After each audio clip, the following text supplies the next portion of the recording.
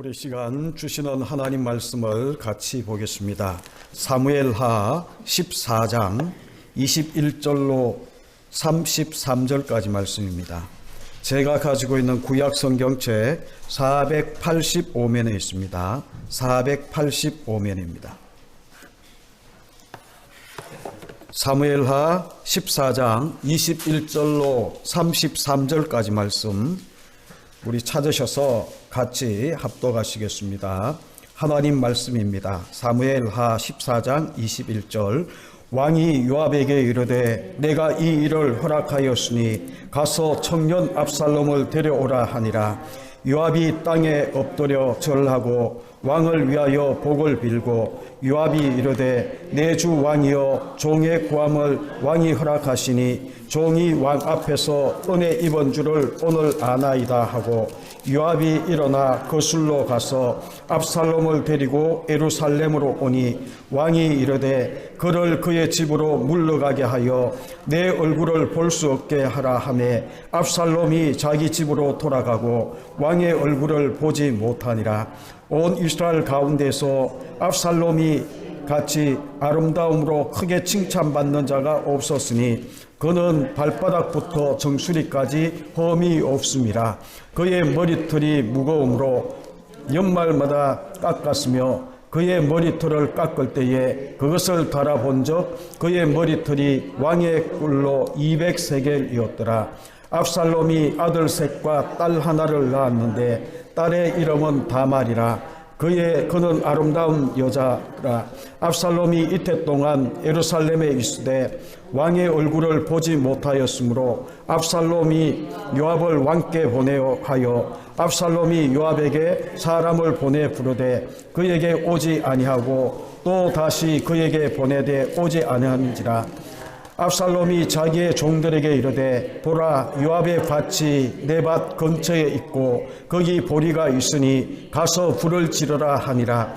압살롬의 종들이 그 밭에 불을 질렀더니 요압이 일어나 압살롬의 집으로 가서 그에게 이르되 어찌하여 내 종들이 내 밭에 불을 하니 압살롬이 요압에게 대답하되 내가 일찍이 사람을 내게 보내 너를 이리로 오라고 청한 것 내가 너를 왕께 보내 아래게 하기를 어찌하여 내가 그 술에서 돌아오게 되었나이까. 이때까지 거기에 있는 것이 내게 나았으리다 하려 함이로다.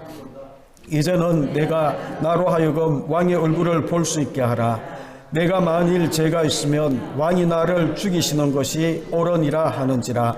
요압이 왕께 나아가서 그에게 아뢰매 왕이 압살롬을 부르니 그가 왕께 나아가 그 앞에 얼굴을 땅에 대어 그에게 절하매 왕이 압살롬과 입을 맞추니라. 아멘. 우리 읽어드린 그 말씀 가지고 다윗과 압살롬의 화해라는 제목으로 함께 말씀을 나누려고 합니다. 우리가 잘 아는 것처럼 오늘은 2020년 종료주일로 우리가 하나님 앞에 지키는데 전 세계 기독교인들이 그리스도의 예루살렘의 입성을 기념하는 이 절기로 이 종료주일을 지키게 될 겁니다.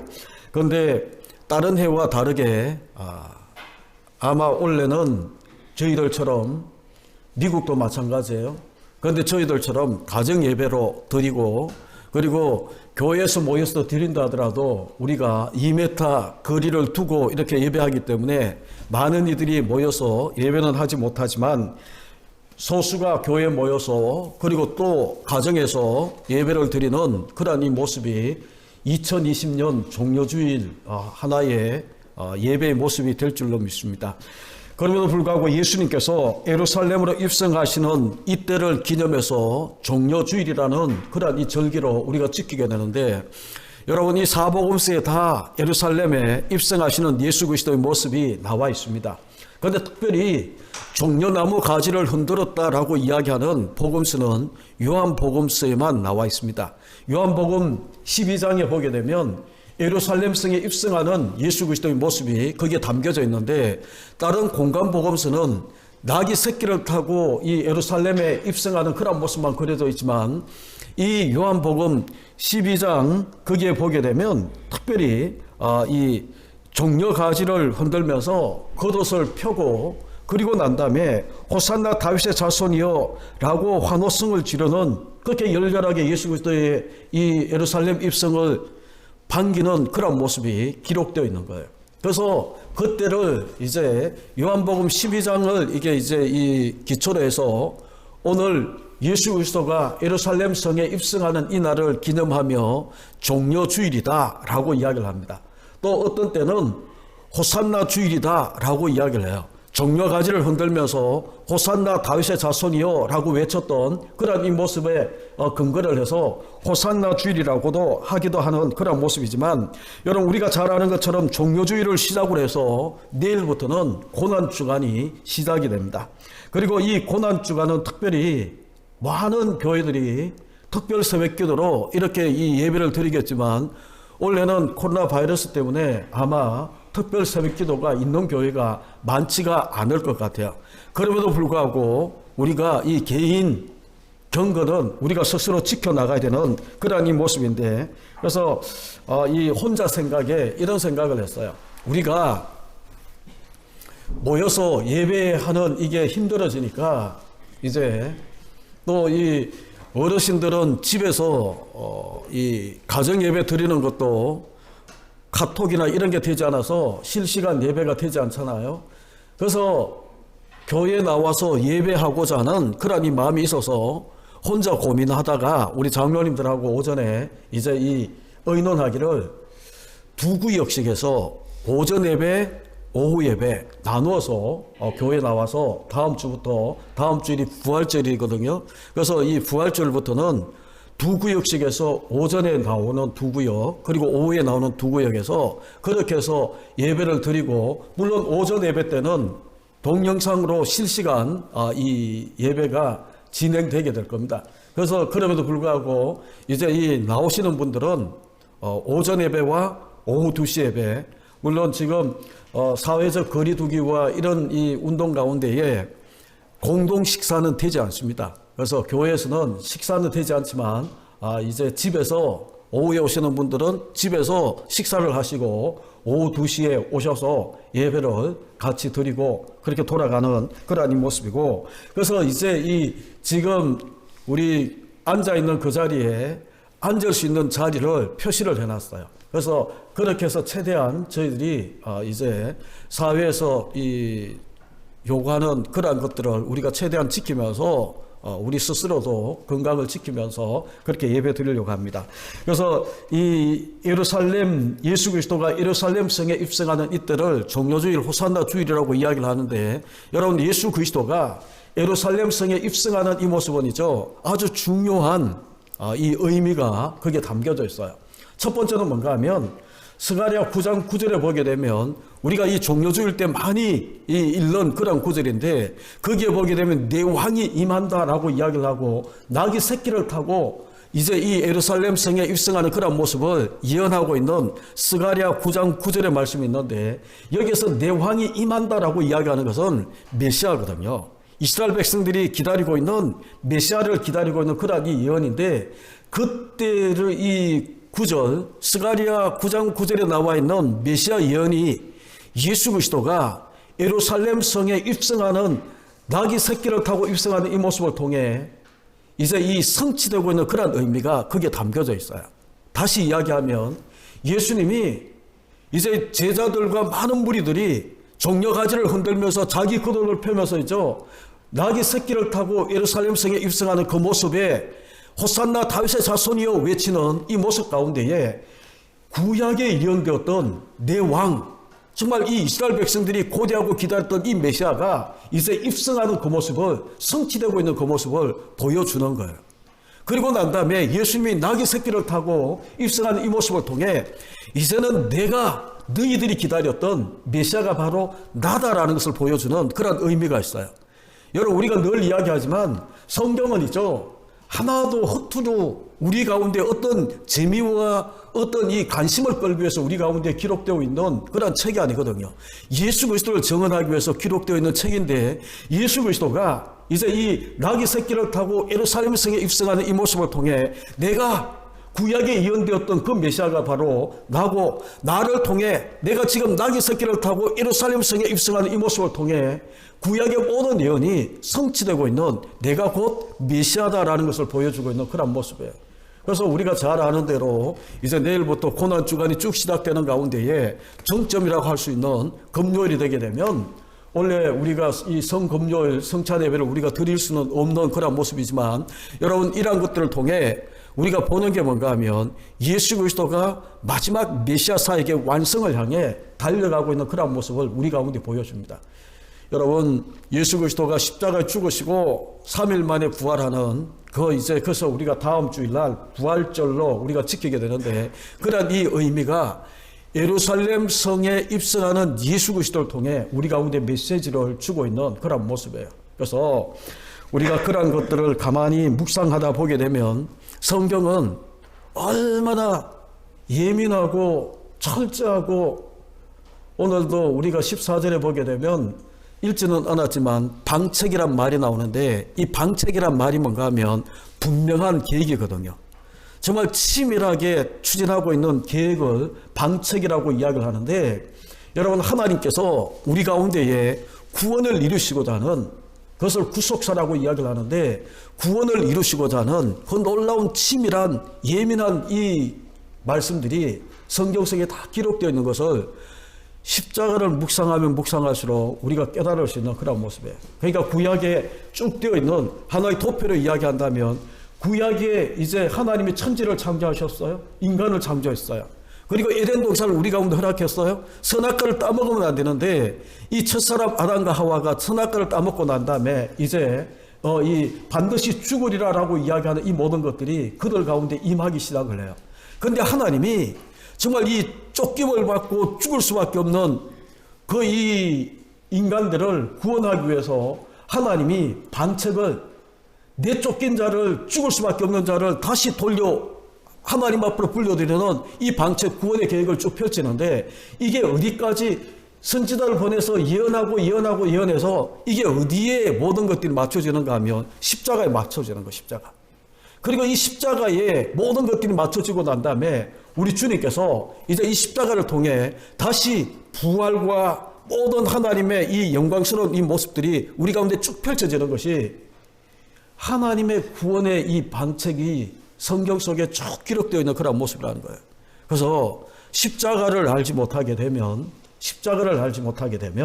하나님의 이 구원의 방책에, 하나님의 치밀하고 놀라운 이 구원의 계획에 우리가 접근할 수도 없는 그런 모습이 되는 거예요. 그래서 구약에 예언되어 있는 이 모든 것들은, 여러분 오늘 우리가 읽어드린 이 본문도 설교 준비한 것하고 조금 빗나갈 수 있는데, 여러분 하나님이 13장에 보게 되면 압살롬이 다윗의 집에 임한 재앙으로 칼이 영원히 내 집에 있다라고 이야기하는 것처럼 자기 이복 형인 암놈을 암살하잖아요. 죽여요. 죽이고 난 다음에 이제 그 수를 자기 외갓집으로 도망을 가는데, 오늘 읽어드린 이 말씀을 보게 되면 도망간 압살롬을 불러다가 다윗과 압살롬이 화해를 하고, 그리고 난 다음에 맨 마지막 33절에 오게 되면 왕이 압살롬에게 입을 맞춘다라고 이야기하는 그런 모습으로 이 오늘 14장이 끝을 맺어요. 그럼 여러분 이 구원의 계획 속에 가만히 한번 보십시오. 살인죄를 범하고 쫓김을 받은 압살롬이 자기 스스로 살겠다고 도망을 갔는데 그게 사는 길이 아니거든요.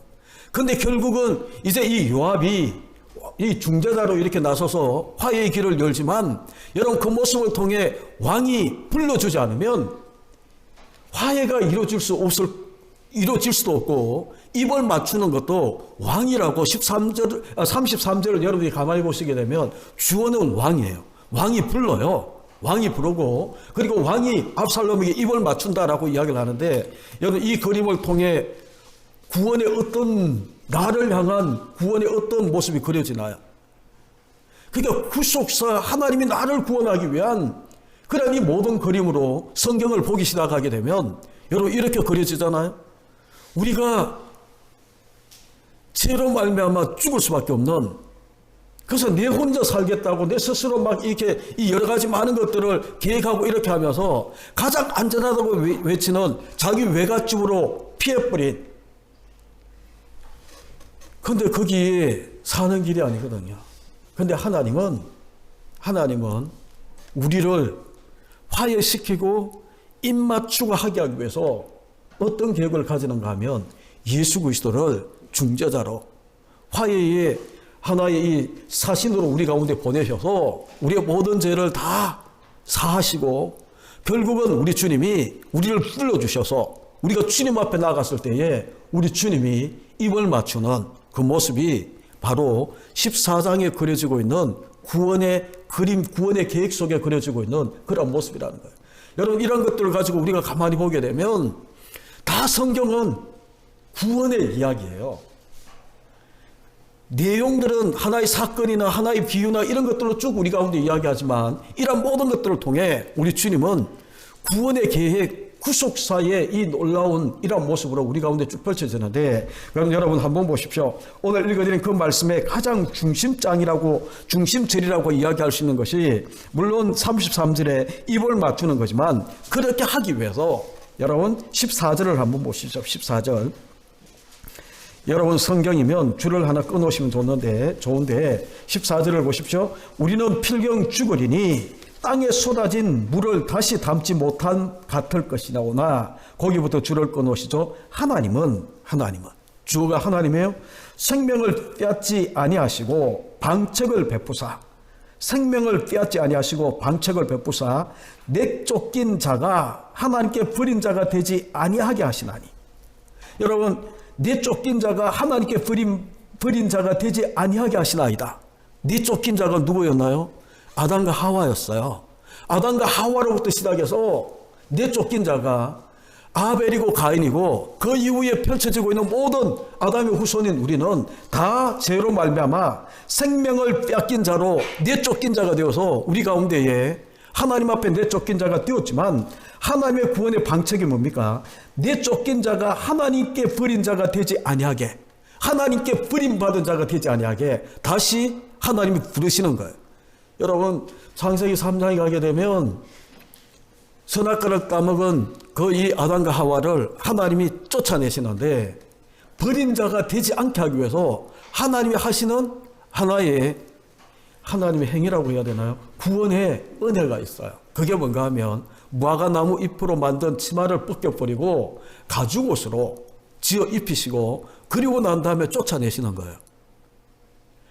다시 이야기하면 이 가죽옷이라는 것은 늘 하는 이야기지만, 가죽옷을 짓기 위해서 죄 없는 짐승이 피를 흘리고 죽어야 돼요. 누구 죄 때문에? 아담과 하와의 죄 때문에 죄 없는 짐승이 대신 죽고 피 흘리고 죽고 난 다음에 자기의 허물을, 부끄러운 부분을 가리는 거예요. 죄의 부끄러운 것을 덮는 거예요. 이게 하나의 예표가 되어서 예수 그리스도의 십자가에 피 흘려 주심으로 인하여서 우리의 죄가 영원히 덮이고 사함을 받는 그런 모습처럼, 하나님은이죠, 생명을 빼앗긴 자가 되지 않게 하고 내 하나님 앞에 버린 자가 되지 않게 하기 위해서 하나님은 구원의 이 방책을 우리 가운데 펼치시는 거예요. 그래서 여러분, 유도수 목사님은 그렇게 이야기하더군요. 창세기 3장은 인간 편에서 보게 되면 타락장이라는 거예요. 타락한, 선악과를 따먹고 타락한 장이지만, 하나님 편에서, 우리가 구속사의 편에서 보게 되면 하나님은 제가 가한 곳에 은혜가 넘친다라고 이야기하는 것처럼 이 3장은 은혜의 장이 되는데, 왜 그런가 하면 창세기 3장 15절에 여자의 후손을 통해 뱀의 머리를 박살내는 구원의 이 계획을 하나님께서 아담과 하와가 죄를 지었을 때에 이미 하나님은 여자의 후손을 통해 우리 가운데에 구원의 계획을 쭉 펼치고 있는 이 모습. 그래서 이 하나님의 편에서 우리가 하나님 중심으로 우리가 보게 되면 이것은 하나님이 우리 가운데 은혜를 펼치고 있는 그런 모습이라 은혜의 장이다 라고 이야기하는 겁니다. 그래서 오늘 우리가 그런 것들을 가만히 보시면서 우리가 오늘 14장의 이 말씀을 우리가 같이 보려고 하는데, 여러분 1절을 보시게 되면, 14장 1절에 보게 되면 수르의 아들 요압이 왕의 마음이 압살롬에게로 향한 줄을 알고 라고 이야기하며 14장이 시작되는데, 13장 끝에 뭐라고 되어 있나요? 그 앞절에 보게 되면 다윗 왕의 마음이 압살롬에게 향하여 간절하니 암논은 이미 죽었으므로 왕이 위로를 받았다라고 이야기를 하는데 3년이라는 세월이 지나자 이왕 죽은 아들 암논은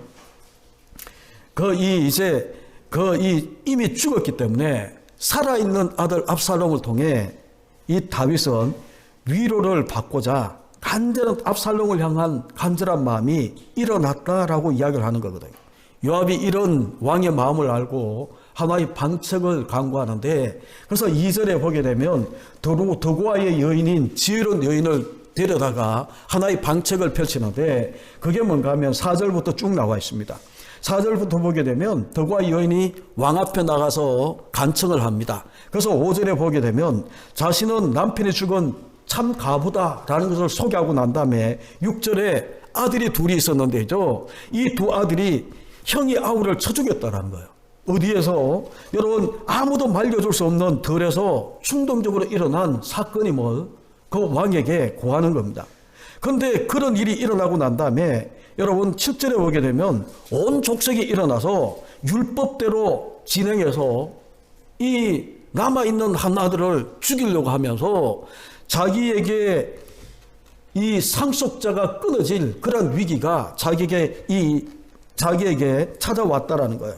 그렇게 되면 남편의 이름과 씨가 끊어지지 않겠냐라고 이야기하면서 선처를 호소하는 모습이 요압이 압살롬을 돌아오게 해서 왕과 화해를 시키려고 하는 그런 방책으로, 14절에 나와 있는 그런 방책으로 이 더고아의 여인을 통해 그렇게 이야기를 합니다. 그러니까 11절에 이 이야기를 듣고 난 다음에 다윗이 뭐라고 이야기하는가 하면 여호와의 사심으로 맹세한다라고 이야기를 하면서 내 아들의 머리카락 하나도 땅에 떨어지지 아니하고, 다시 이야기하면 내 아들은 죽지 않게 내가 지키겠다라고 이야기를 할 때에 13절에 이 더고아의 지혜로운 여인이 뭐라고 이야기합니까?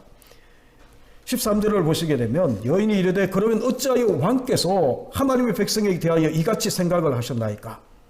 이 말씀을 하심으로 왕께서 죄 있는 사람같이 되시면 그 내쫓긴 자를 왕께서 집으로 돌아오게 하지 아니하십니다. 다시 이야기하면이죠, 죽을 내 아들은 살려주는 은혜를 베풀면서 왜 당신의 아들은 똑같잖아요.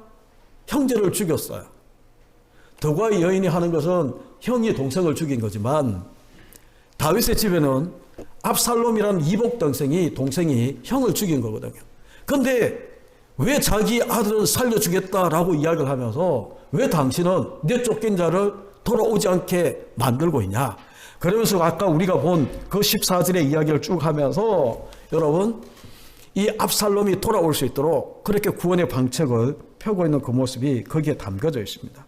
네가 쫓긴 자로 하나님께 버린 자가 되지 않게 하신다. 여러분, 이것이 복음이거든요. 이것이 하나님의 구원의 계획이거든요. 하나님은 죄로 인하여서 우리는 필경 죽으리와 라고 이야기하는 것은 인간의 연약함과 인간의 제약됨과 전적인 타락의 모습을 우리 가운데 보여줘서 우리는 죽을 수밖에 없다는 거예요. 그런데 죽을 수밖에 없지만 하나님 앞에 버림받은 자로 우리가 나아가면 안 되는 거거든요. 히브리서 9장 27절에 한 번 죽는 것은 사람에게 정한 것이지만 그 후에는 뭐가 있다고요? 심판이 있는데 하나님 앞에 버림받으면 안 되는 거거든요. 그래서 이 복음의 이 메시지를 그 가운데 쭉 이야기를 하면서 이 더고아 여인을 통해 압살롬이 돌아오게 만드는 모습이 거기에 담겨져 있습니다. 여러분들이 이 더고아 여인이 펼치고 있는 이 방책이라고 이야기하는 이 방책을 통해 하나님의 구원의 이 계획을 우리가 볼 수 있는 거예요. 하나님은 하나님 앞에 죄를 짓고 반드시 죽을 수밖에 없는, 필경은 죽으리니 반드시 죽는다, 선악과를 따면 반드시 죽는다라고 이야기하는 것처럼 우리는 필경은 죽을 수밖에 없는 그런 모습이지만 하나님이 아담과 하와를 가죽옷을 입히고 그리고 이 여자의 이름을 하와다 산자의 어미다라고 이야기를 하며 복음을 깨닫게 하고 여자의 후손 이 복음을 듣게 하고 그리고 복음을 믿게 함으로 아내의 이름까지 모든 산자의 어미라는 이름으로 바뀌게 만들고, 그래서 버림받은 자가 아니라 하나님께 돌아오는 자로 그렇게 세워지는 그 모습처럼 이 압살롬도 우리의 모습을 다 대면하고 있는 거거든요. 다윗 왕은 하나님을 예표적으로 우리 가운데 보여준다면 이 압살롬은 우리의 모습을 다 담고 있는 그런 그릇이라는 거예요. 그래서 여러분 4장에도 보게 되면 가인이 아벨을 죽입니다.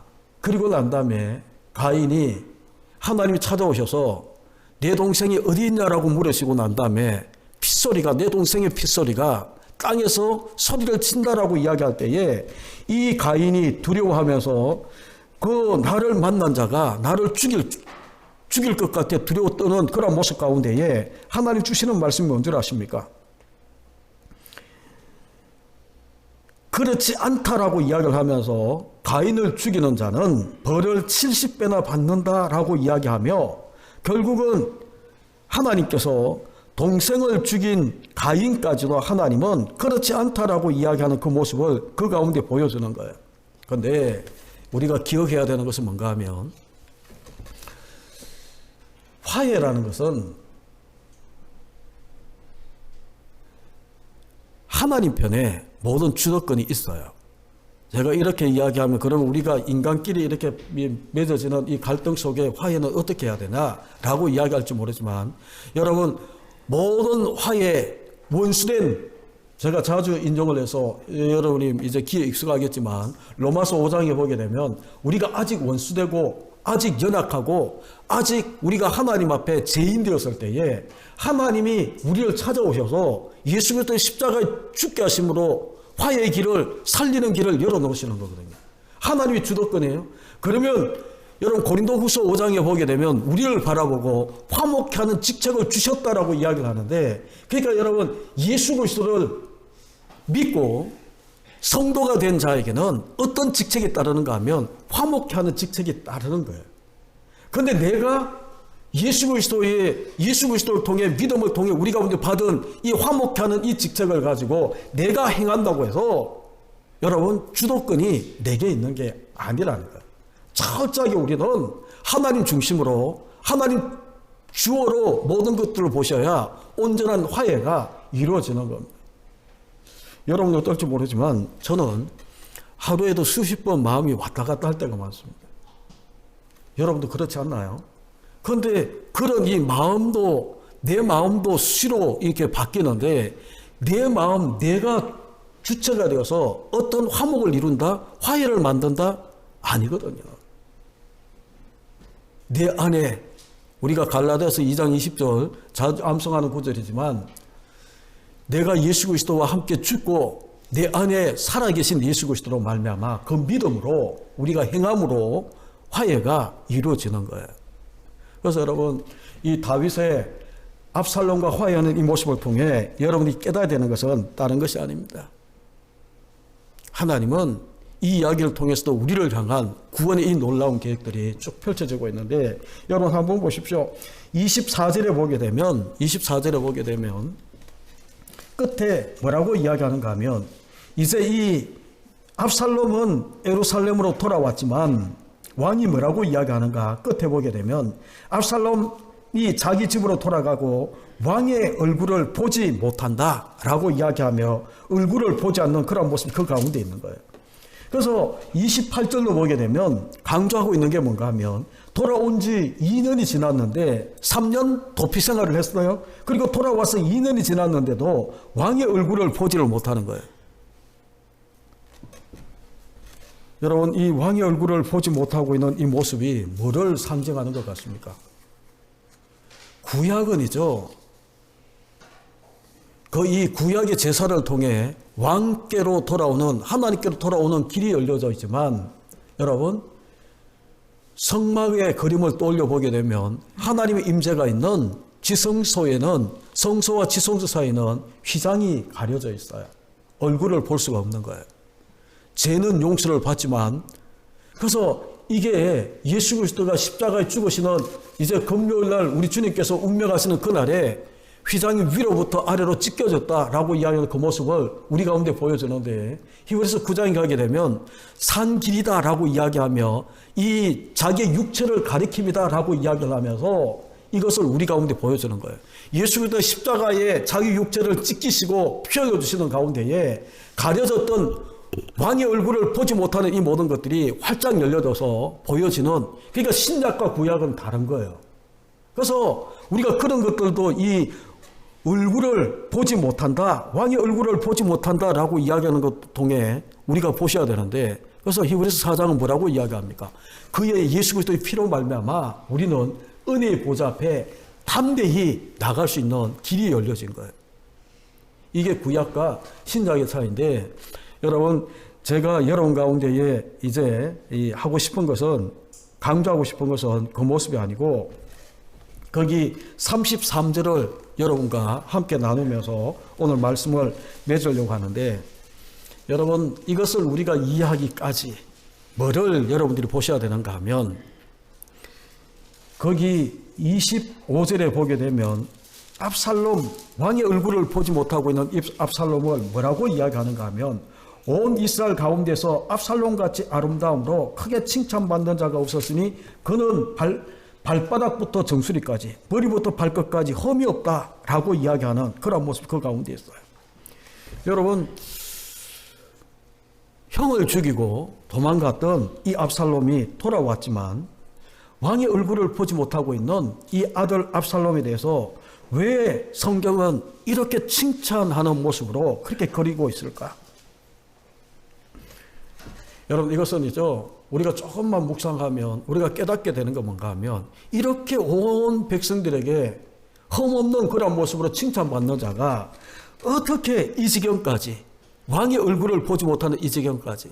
그러니까 여러분, 제가 이 14장을 통해 여러분 가운데 계속 강조하고 싶은 게 뭔가 하면, 여섯째 날에 하나님의 형상대로 사람을 지으시고 난 다음에 보시기에 심히 좋았더라 라고 외쳐요. 이 감격하며 탄성을 질러요, 하나님이.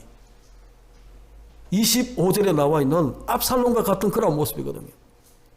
머리부터 발바닥부터 정수리까지 흠이 없는 보시기에 심히 좋은 그런 모습의 이 사람이 왜 아담과 하와가 에덴 동산에 그렇게 이 모든 것들이 완벽한 그런 이 조건 속에 그렇게 타락을 했는가?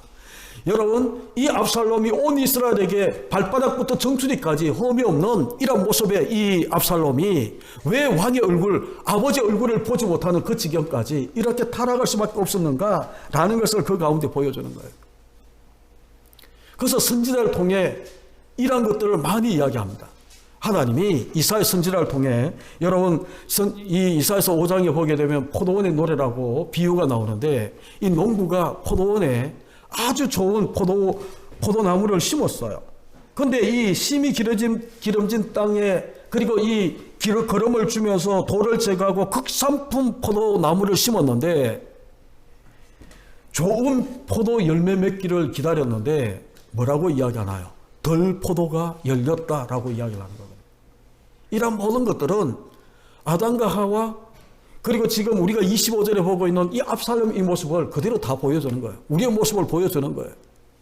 우리는 스스로 완벽한 자처럼, 흠없는 자처럼, 그리고 내가 잘난 사람처럼 그렇게 우리가 자부심을 가지고 우리가 살고 있을지 모르지만, 왜 하나님 앞에 나가지 못할 지경까지, 하나님 나를 외면하는 그런 이 모습까지 우리가 타락하게 되었냐라는 것을 이야기를 하는 거예요. 그래서 여러분, 이렇게 타락한 인간은 아무리 외적인 어떤 것들이 완벽하고 내가 넘치는 그런 지혜를 가지고 있고 힘이 있다 할지라도 왕에게 나아가 생명을 얻을 수 있는 길이 없다라는 거예요. 왕이 불러주지 않으면. 그래서 33절에 여러분 가운데 계속 강조했던 게 뭔가 하면, 주는 왕이에요. 왕이 불러주셔야 돼. 하나님이 불러주셔야 돼.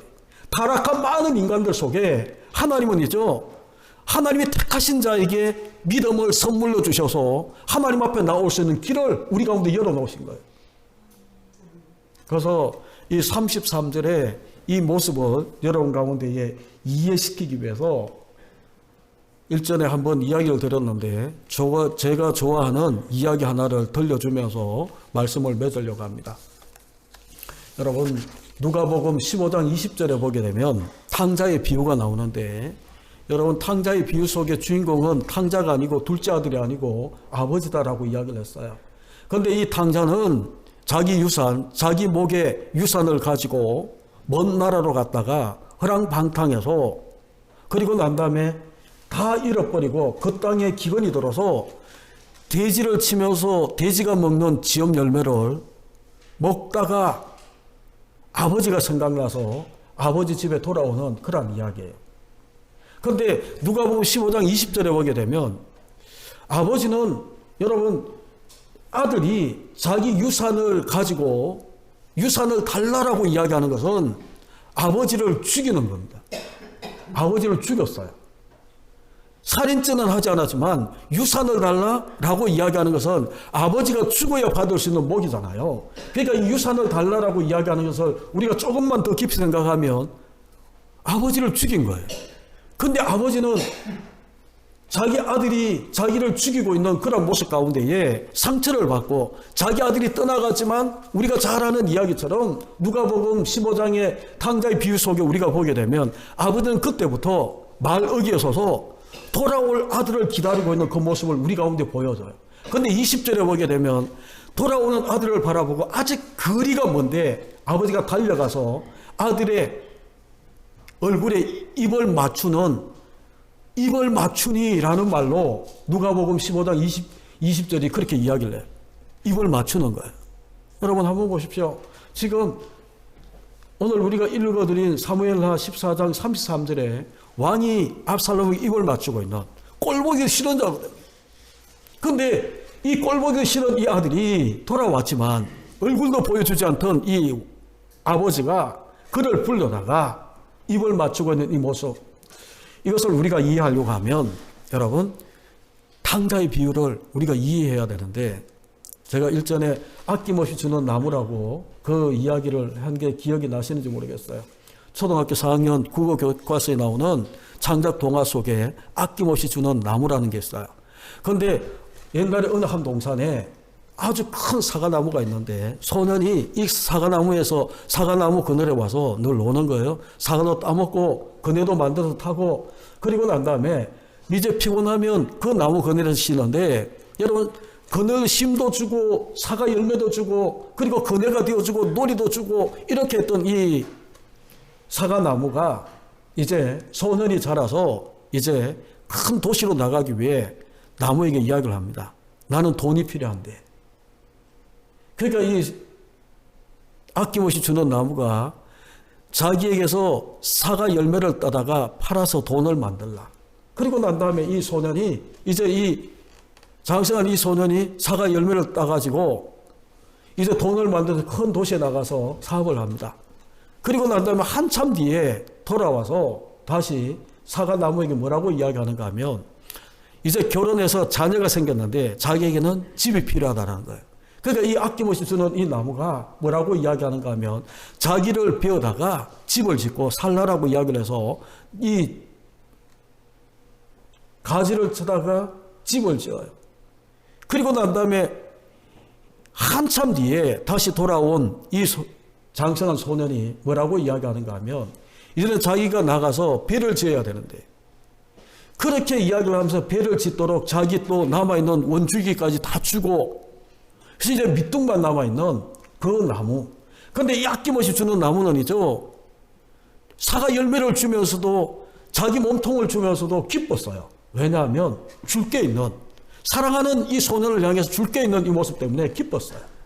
그런데 한참 뒤에 이제 나이가 든 이 소년이 이제 소년이 노인이 되어서 밑둥만 남아있는 이 나무에게 와서 뭐라고 이야기하는가 하면 이제 자기를 찾아와서 한숨을 푹 쉬니까 이 아낌없이 주는 나무가 이제는 내가 너를 위해서 줄 수 있는 게 아무것도 없는데.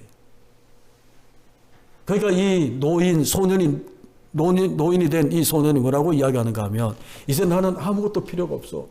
단지 쉬고 싶을 뿐이야. 그러니까 이 아낌없이 주는 나무가 자기 밑둥에 앉아서 쉬도록 만드는 그 이야기예요. 여러분, 이 이야기가 하나님 아버지의 우리를 향한 이야기고 탕자의 비유에 나와 있는 아버지의 이야기예요. 아낌없이 주는 나무. 나무로 비유되어 있는 이 모습을 조금 지나친 이 해석일지 모르지만 하나님은 그리고 이 탕자의 비유 속에 나와 있는 아버지는 하나님을 예표하는 거지만 하나님은 자기가 사랑하는 이 소년을 위해서, 자기가 사랑하는 이 아들을 위해서 아낌없이 다 주는 거예요. 우리는 끊임없이 요구를 하지만 여러분, 주인공은 누군 줄 아십니까? 아낌없이 주는 나무가 주인공이듯이 탕자의 비유 속에 둘째 아들이 주인공이 아니에요. 우리는 알기 쉽게 탕자의 비유라고 이야기를 해서 탕자가 주인공처럼 우리가 느껴질지 모르지만, 여러분, 그렇게 보게 되면 교훈적이고 우리가 윤리적으로 보게 되면 인간 중심으로 모든 것을 볼 수밖에 없는데, 그렇게 보게 되면 탕자의 비유는 둘째 아들이 주인공이에요. 그런데 우리가 구속사, 구원의 계획 속에 우리가 보게 되면 이 탕자의 비유는 주인공이 누군가 하면 아낌없이 주는 이 아버지가, 그리고 다 잃어버리고 돼지 우리 속에 들어가 돼지가 먹는 이 열매를 먹기 위해서 치열하게 싸우다가 아버지의 은혜를 깨닫고 돌아오고 있는 그 노예 생활을 하며 종살이하며 돼지를 키우며 돼지 속에 들어가서, 돼지 떼 속에 들어가서 돼지가 먹는 그 음식을 먹으며 그렇게 지나고 있는 이 아들이 돌아왔을 때에 기뻐하며 그를 맞이하고 껴안고 입을 맞추고 있는 이 모습을 우리가 가만히 보게 되면 그게 바로 하나님 우리를 향한 아낌없이 모든 것들을 주고 있는 하나님의 그 모습이라는 거예요. 오늘 14장에 다윗의 이 모습은 우리가 이 압살롬을 받아들인 것이 이제 15장에 가게 되면 압살롬 반역에서 다윗이 처절하게 도피할 수밖에 없는 그런 모습이 15장에 펼쳐지지만, 여러분, 압살롬이 돌아온 것을 받아준 것이 윤리적으로 잘한 거냐 못한 거냐, 이런 걸 따지게 되면 성경은 굳이 우리 가운데 이런 내용을 기록할 필요가 없어요.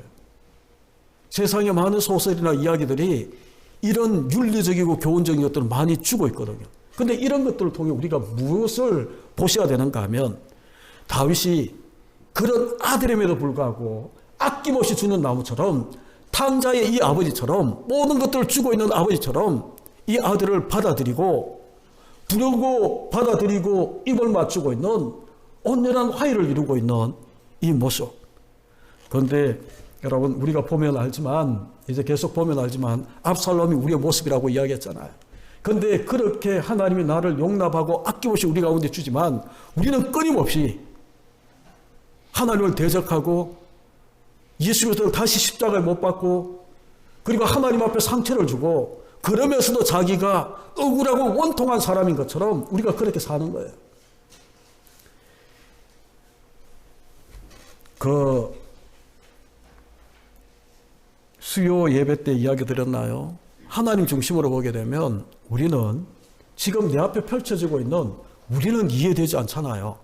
이 코로나 바이러스 때문에 교회가 왜 이렇게 욕을 먹고 이단처럼 피해를 봐야 되는지, 그리고 왜 죄 없는 이 땅의 백성들이 정말 직장을 잃어버리고, 저는 사회적 거리두기라는 이 말도 싫어하는데 물리적으로 거리를 두면서 왜 이렇게 우리가 지내야 되는지, 그러면서 모든 것들이 움츠리고 우울한 이 모습 가운데 우리 가운데 이렇게 살아야 되는지, 이런 것들을 생각하게 되면 왜라고 우리가 이야기를 하면서 하나님 왜 이렇게 하십니까? 우리가 이야기할지 모르지만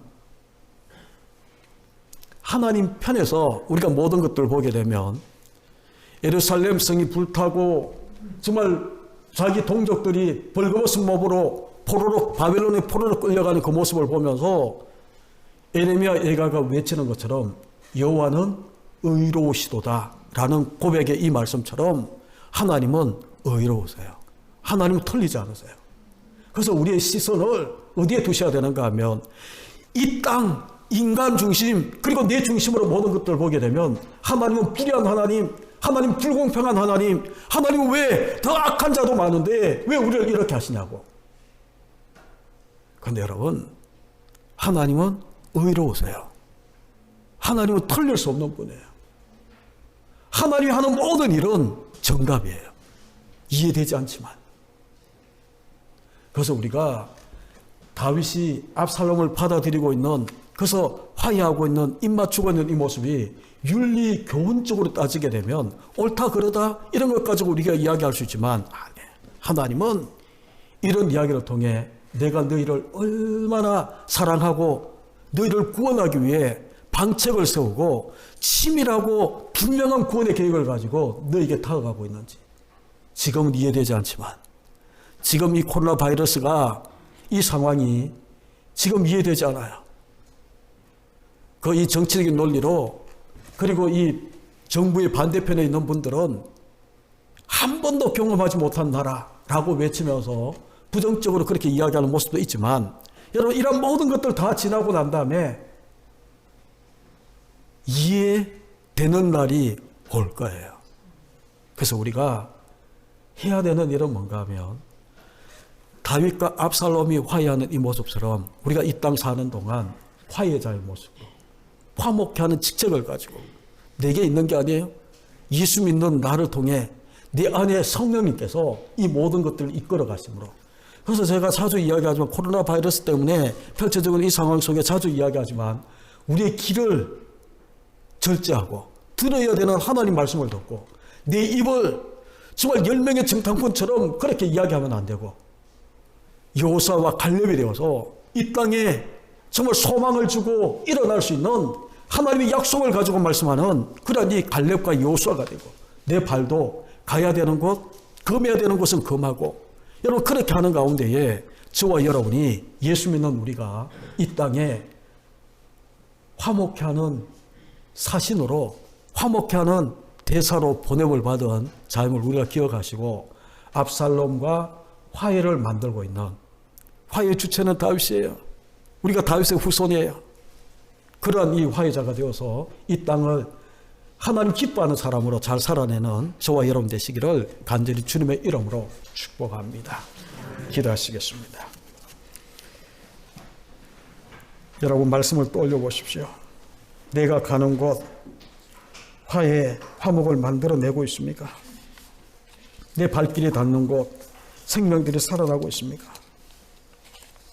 하나님 앞에 버림받은 자로 우리를, 그렇게 버림받은 자로 우리를 내버려 두지 아니하시고, 하나님은 구원의 방책을 베푸셔서 내 쫓긴 자가 아니라, 하나님께 버림받은 자가 아니라 하나님께 돌아오고 하나님이 선택하고 부르시는 하나님의 생명을 가진 자로 우리를 불러주시는 이 모습을 여러분 떠올리시고, 나만이 그러한 이 은혜를 받고 사는 것이 아니라 내 주변에 있는 많은 사람들이 그렇게 살아갈 수 있도록 나를 사용하옵소서. 우리 고백하며 주님 앞에 나갑니다. 기도하겠습니다.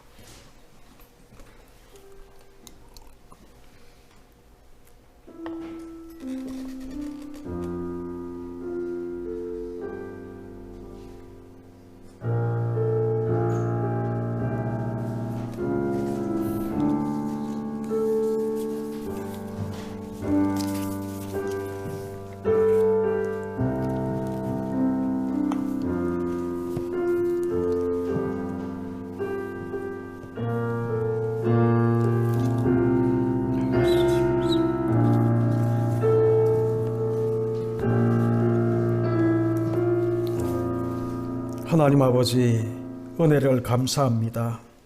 하나님 앞에 버림받고 내어 쫓긴 자로 살 수밖에 없는 우리였지만, 하나님은 구원의 방책을 베푸셔서 우리에게 생명을, 우리에게 하나님께 버림받은 자가 아니라 택함 받은 자로 우리를 세우시고, 화해의 사신, 화해의 대사로 우리를 이 땅에 보내셔서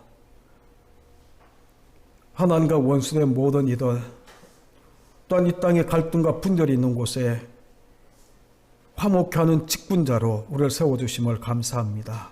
이 직분에 부끄럽지 않는 우리의 삶이 되게, 우리의 입술, 우리의 귀, 우리의 눈, 우리의 발, 우리의 모든 신체를 하나님 주장해 주셔서 화해의 통로, 화목케 하는 직책에 충실한 하나님의 종으로 쓰임받는 우리 모두가 되게 은혜를 다하여 주옵소서. 힘들고 어려운 지경에 있지만 하나님 바라보는 가운데에 소망을 품고 위로의 메신저가 되어 살아가는 우리 모두가 되게 은혜를 더하여 주옵소서. 예수님의 거룩하신 이름으로 축복하며 기도하옵나이다. 아멘.